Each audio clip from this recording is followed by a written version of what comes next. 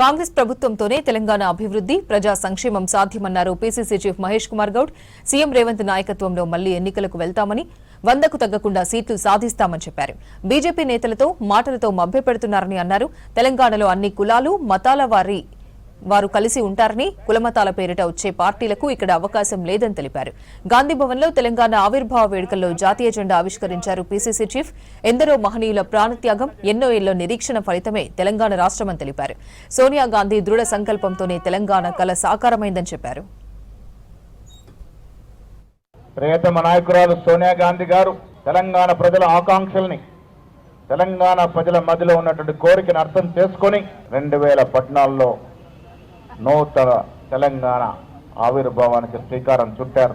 ఎన్నికలకు ముందు 2023 డిసెంబర్కి ముందు ప్రజలకి ఏ రకమైనటువంటి హామీలు ఇచ్చామో, ఏ రకమైనటువంటి కళల్ని సాకారం చేస్తామని చెప్పినామో, ఈ 2.5 ఏళ్ల సమయంలో 8.5 లక్షల కోట్ల అప్పు నెచ్చిన పొట్టిపోయినప్పటికీ కూడా రాష్ట్ర ముఖ్యమంత్రి రేవంత్ రెడ్డి గారు, ఉప ముఖ్యమంత్రి బట్టి విక్రమార్క గారు శ్రమ పడి ఏది కూడా జారవిడ్చకుండా ఆనాటి మహిళలకు ఉచిత బస్సు నుంచి నేటి సన్న బియ్య కార్యక్రమం వరకు ఈ రాష్ట్రంలో, ఈ దేశంలో జరిగినటువంటి సంక్షేమం ఈ రాష్ట్రంలో కాంగ్రెస్ ప్రభుత్వం అందిస్తా ఉంది.